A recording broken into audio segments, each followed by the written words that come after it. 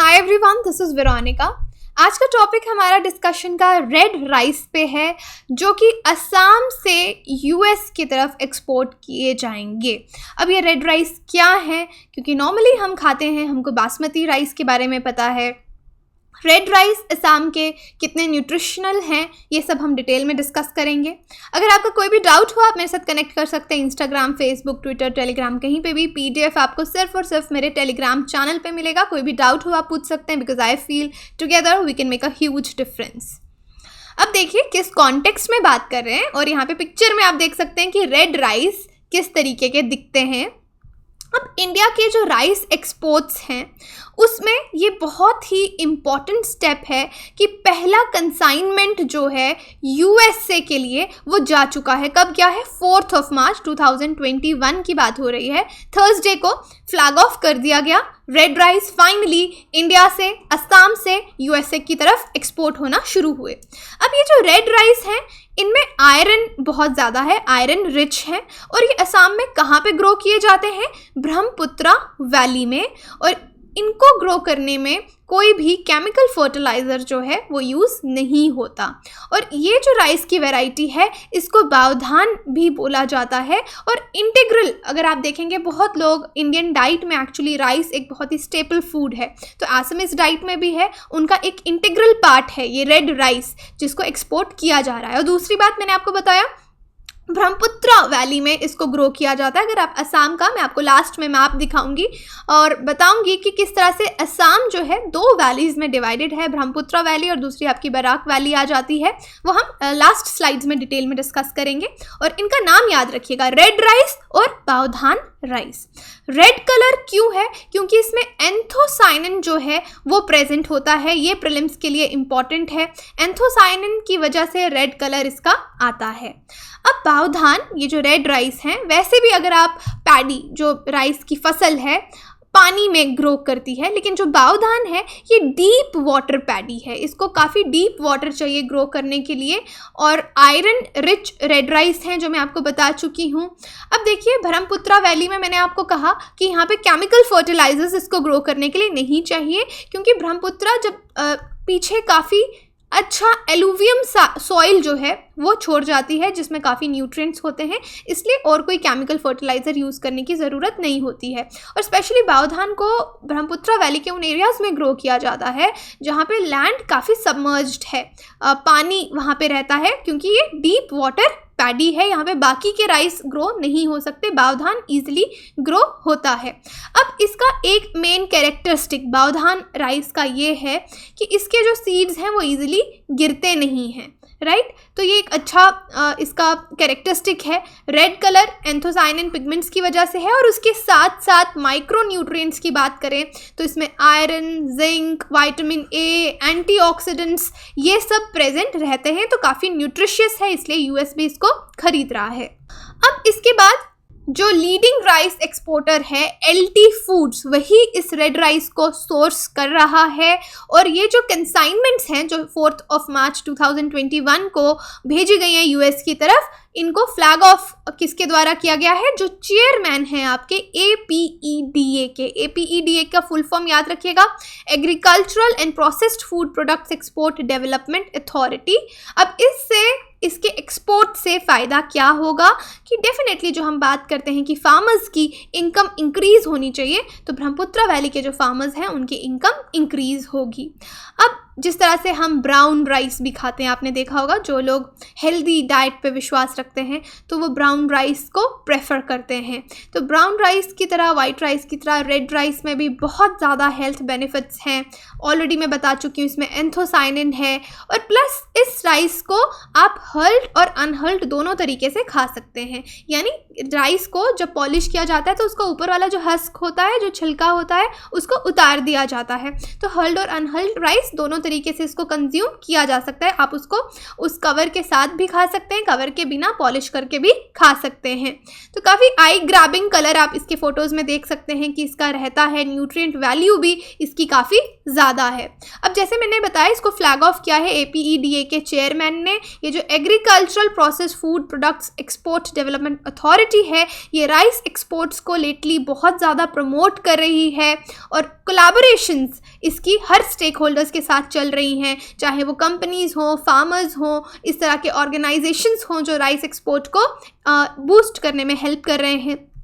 APEDA के बारे में थोड़ा सा यहाँ पे जान लीजिए, क्योंकि बार बार हम इसको मेंशन कर रहे हैं। ये सबसे main top level export trade promotion active government की बॉडी है और इस बॉडी को किसने सेटअप किया था? Ministry of commerce and industry ने APEDA एक्ट के अंदर।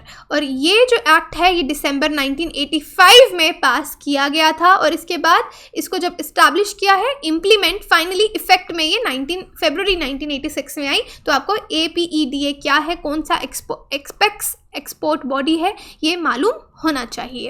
इसके साथ साथ अब रिसेंटली ये याद रखिए, बहुत इंपॉर्टेंट है, जहाँ पे मैं आपको हमेशा लेक्चर के दौरान बोलती हूँ कि इंपॉर्टेंट है, उसको नोट डाउन कर लें आप, या फिर अगर आपके पास PPT तो रहती है, बट प्लीज़ हमेशा मैं बोलती हूँ नोट्स ज़रूर बनाएं खुद के।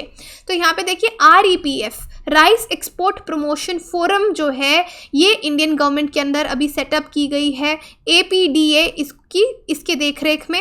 अब REPF जो है, इसमें बहुत से लोग हैं, बहुत सारी रिप्रेजेंटेशंस हैं, एक्सपोर्टर्स हैं, राइस इंडस्ट्री से लोग हैं, मिनिस्ट्री ऑफ कॉमर्स के ऑफिशियल्स हैं, फिर बाकी APEDA के जो ऑफिशियल्स हैं वो इसको रिप्रेजेंट करते हैं, फिर जो डायरेक्टर्स हैं डिफरेंट एग्रीकल्चर एरिया से, मेजर राइस प्रोड्यूसिंग जो स्टेट्स हैं, कौन सी राइस प्रोड्यूसिंग स्टेट्स, ये भी बहुत इंपॉर्टेंट हैं, कौन सी हैं? उत्तर प्रदेश, वेस्ट बंगाल, हरियाणा, पंजाब, आंध्र प्रदेश, तेलंगाना, उड़ीसा, छत्तीसगढ़, असम, ये लोग REPF के को मतलब इनके कंपोनेंट्स में आते हैं।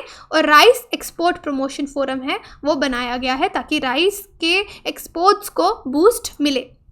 अब यूजुअली अगर हम देखें 2020-21 ये वो पीरियड है लॉकडाउन का, पैंडेमिक का, अप्रैल से जनवरी के पीरियड की बात करें 20 to 21, तो non basmati rice, otherwise India में हमेशा बासमती राइस बहुत फेमस रहते हैं, लेकिन हम यहाँ पे नॉन बासमती राइस की बात कर रहे हैं। तो जो एक्सपोर्ट्स हैं वो कितने हुए हैं?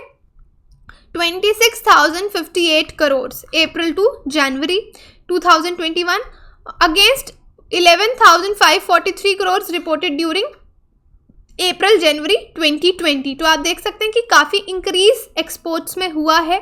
और रुपी की टर्म में देखें तो नॉन बासमती राइस ने 125% एक्सपोर्ट में इंक्रीज देखा है, ग्रोथ में इसके इंक्रीज दिखा है।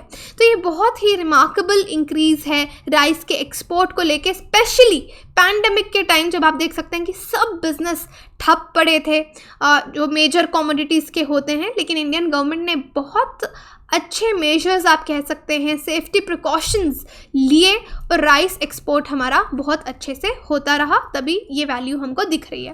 तो अब मैंने आपको बताया कि असम में 2 वैलीज़ हैं। रेड राइस याद रखिए ब्रह्मपुत्र वैली में ग्रो किया जा रहा है, दूसरी आपकी बराक वैली आ जाती है। तो पहले बराक वैली, ये अब असम का मैप है, राइट। अब यहाँ पे हम देखेंगे कि बराक वैली का रीजन कौन सा है। सदर्न रीजन जो असम का है, साउथ वाला, वो बराक वैली कहा जाता है। मेन सिटी बराक वैली में सिलचर है। तो देखिए सिलचर ये रही, तो ये एरिया आपको बराक वैली आ जाता है, सिलचर। अब ये जो रीजन है इसको बराक रिवर क्योंकि यहाँ से जा रहा है उसके नाम पे बराक वैली कहा गया है। और मेनली इसमें एडमिनिस्ट्रेटिव डिस्ट्रिक्ट्स आप देखेंगे तो कौन से आ रहे हैं? छाछर आ रहा है, करीमगंज आ रहा है और हैलाकांडी। अब देखिए नाम हो सकता है मुझे प्रोनाउंसिएशन, क्योंकि हर जगह की प्रोनाउंसिएशन अलग रहती है, नामों को किस तरह से बुलाया जाता है, तो आप करेक्ट बता सकते हैं। तो ये रीजन आपको मैप में दिखाने का मतलब है कि this is your Barak valley. तो असम आपका डिवाइडेड है किसमें? बराक वैली। और अपर असम जो आता है ये आपकी ब्रह्मपुत्र वैली आती है, वो भी हम बात करते हैं। देखिए ब्रह्मपुत्र वैली वो रीजन है जो हिल रेंजेस है आपकी eastern and north eastern Himalayan range की, वहाँ पे आपकी ब्रह्मपुत्र वैली आती है। हम एरिया वाइज देख लेते हैं। अब इस वैली में वेस्टर्न ब्रह्मपुत्र वैली आती है, जिसमें कौन कौन से रीजन्स हैं आप देखिए। ये है गोलपारा, कामरूप। अब गोलपारा कहाँ पे है?